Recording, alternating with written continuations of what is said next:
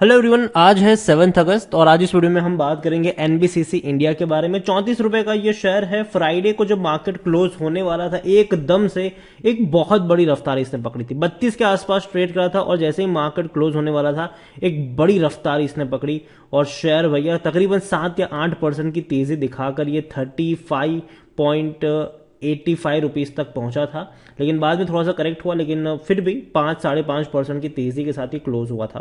Video में हम discuss करेंगे एनबीसीसी को लेकर कि खरीदारी के मौके हैं कि नहीं, और इस सरकारी कंपनी में क्या माहौल बन सकता है, और अगर मौके बनेंगे भी तो कहां पर बनेंगे। वीडियो को शुरू करूं उससे पहले अगर आपने अभी तक चैनल को सब्सक्राइब नहीं किया है तो प्लीज अभी इसे सब्सक्राइब कर लीजिए, क्योंकि आगे भी बहुत सारे वीडियोस हैं जो आपको काफी ज्यादा हेल्प करेंगे।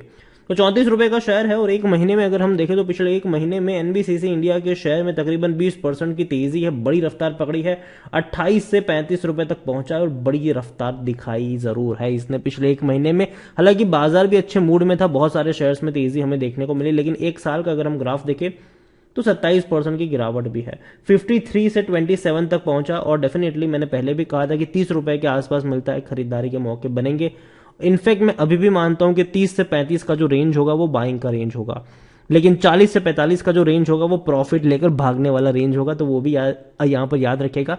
मैं लॉन्ग टर्म के लिए इसको रिकमेंड कभी भी नहीं करूंगा। हालांकि जिस तरीके की सिचुएशन बनी हुई है उसको देखकर फ्यूचर में अगर इसने अच्छा परफॉर्मेंस दिखाया तो डेफिनेटली हम इसको लॉन्ग टर्म के लिए भी कंसिडर करेंगे। लेकिन अभी का जो इसकी करंट सिचुएशन है उसको लेकर मैं यही कहूंगा कि अभी के लिए ये शॉर्ट टर्म का खिलाड़ी है। नीचे के लेवल पर खरीदारी के मौके बनेंगे 30 रुपए के आसपास। 40-45 का जो लेवल होगा वो प्रॉफिट लेकर भाग जाने वाला ही मौका होगा वहां पर। मिड कैप शेयर है ये, 6,000 करोड़ के आसपास का इसका मार्केट कैप है। वॉल्यूम देखे तो 1 करोड़ से भी ज्यादा का अच्छी क्वांटिटी में शेयर ट्रेड हो रहे हैं।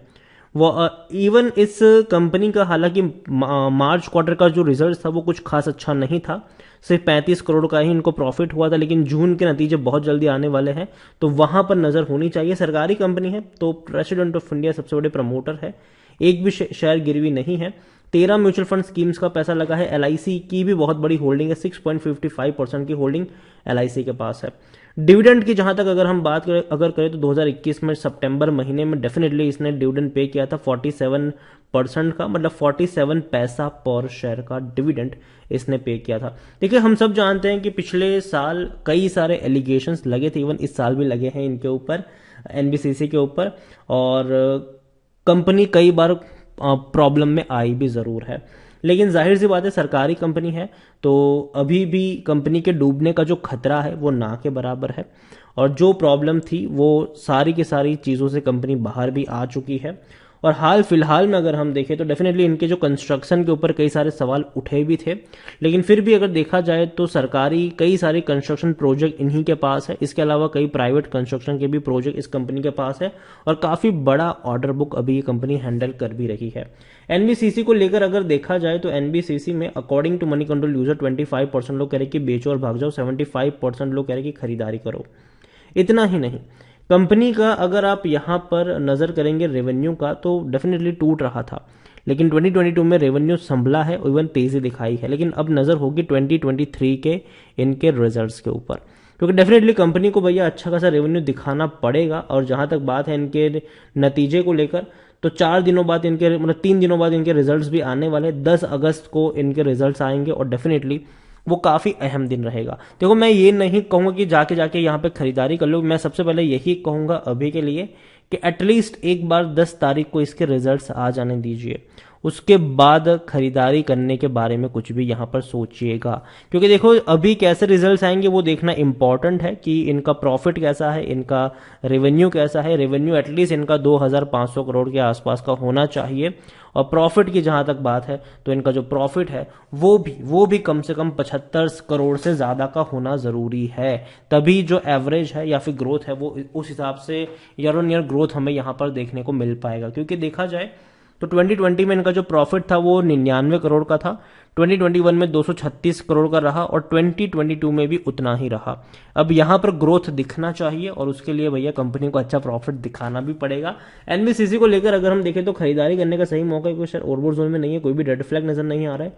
डिविडेंड हालांकि उतना खास अट्रैक्टिव पे नहीं कर रहा है, लॉन्ग टर्म में पैसा बना है। 27 का इसका पी है और सेक्टर पी 48, मतलब सस्ता ज़रूर है ये।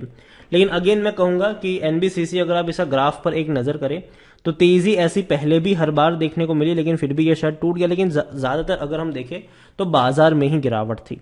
पहले रशिया यूक्रेन क्राइसिस ने हालत ख़राब करी, उसके बाद बढ़ते इंटरेस्ट रेट ने और बढ़ते इन्फ्लेशन ने, तो दोनों ही चीज़ इनके फेवर में काम नहीं करी थी। अभी भी अगर हम देखें तो जो नई अनाउंसमेंट हुई है आरबीआई की तरफ से, जो रेपो रेट में बढ़ोतरी हुई है, वो भी यहाँ पर थोड़ा सा अहम रोल प्ले कर सकता है बाजार के सेंटिमेंट को खराब करने का।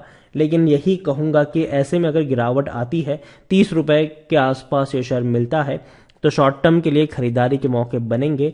40 के आसपास अगर ये जाता है तेजी दिखाकर, तो वहां पर प्रॉफिट लेकर भागने वाले मौके बनेंगे। जो जिस लेवल पर ये अभी ट्रेड कर रहा है 34-35, वहां पर मेरी बाइंग की रिकमेंडेशन नहीं है, क्योंकि मुझे लगता है कि यहां से जो प्रॉफिट बुकिंग का लेवल है वो बहुत ही नज़दीक है।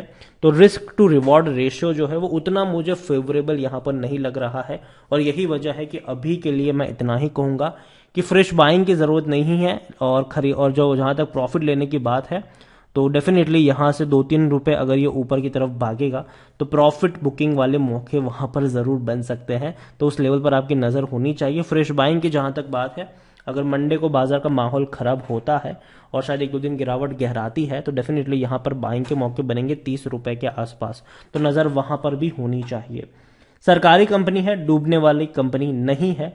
फ्यूचर में शायद हो सकता है कि इसका प्राइवेटाइजेशन भी हो जाए, लेकिन अभी के लिए ऐसी कोई अनाउंसमेंट नहीं है। और अगर प्राइवेटाइज होगा भी तो वो बहुत लंबा प्रोसेस है और इसमें सालों साल निकल जाएंगे। तो अभी के लिए तो कई सालों तक सरकार ही इसको हैंडल करेगी, हालांकि पूरा मैनेजमेंट होता है तो वही उनको हैंडल करेंगे। लेकिन फ्यूचर क्या क्या भरोसा, वो डेफिनेटली आने वाला वक्त में बताएगा। तो एनबीसीसी डूबने वाली कंपनी नहीं है, लेकिन हाँ, जिस लेवल पर ट्रेड कर रहा है वो खरीदारी का लेवल भी नहीं है। 30 रुपए के आसपास खरीदारी के मौके बनते नजर आ सकते हैं।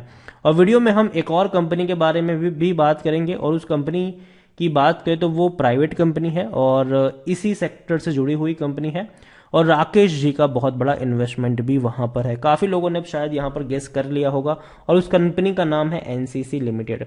63 रुपीज का शेयर है। यहां पर भी तेजी हमने देखी थी पिछले शुक्रवार को, और यहां पर ही पिछले एक महीने में अगर आप देखो तो 10% की तेजी जरूर है। एनसीसी को लेकर मैं कहूंगा कि अभी खरीदारी के 60 रुपए के ऊपर खरीदारी के मौके नहीं है, लेकिन 50 से 55 का जो रेंज है वहां पर खरीदारी के अच्छे खासे मौके यहां पर बनते नजर आ सकते हैं। और प्रॉफिट बुकिंग भी अगर हम देखें तो यहां पर जो लेवल बनता नजर आता है प्रॉफिट बुकिंग का, अब देखिए लगातार ये टूट रहा था, बीच बीच में जितनी बार भी तेजी दिखाई है ये टूटा है, लेकिन हर बार कई अलग रीजंस भी रहे हैं इस गिरावट में। लेकिन चाहे वो रीजन शुरुआती में रशिया यूक्रेन क्राइसिस हो या फिर बाजार में ही गिरावट का माहौल हो, लेकिन अभी भी वो उससे बाहर नहीं आ पाया है। तो अभी के लिए मैं कहूंगा कि जो बढ़ता इंटरेस्ट रेट है वो शायद कुछ वक्त के लिए परेशान कर सकता है, और अगर ऐसे में ये शेयर भी 50-55 के आसपास होता है, मौका बन सकता है बाइंग का, तो नजर होनी चाहिए। वीडियो को यहीं पे एंड करूंगा। पसंद आया हो तो लाइक करो, शेयर करो। चैनल पर अगर पहले बार आए तो प्लीज सब्सक्राइब करें, और एनबीसीसी इंडिया के बारे में आप क्या सोचते हैं वो भी आप मुझे कमेंट में लिखकर बता सकते हैं। Thank you.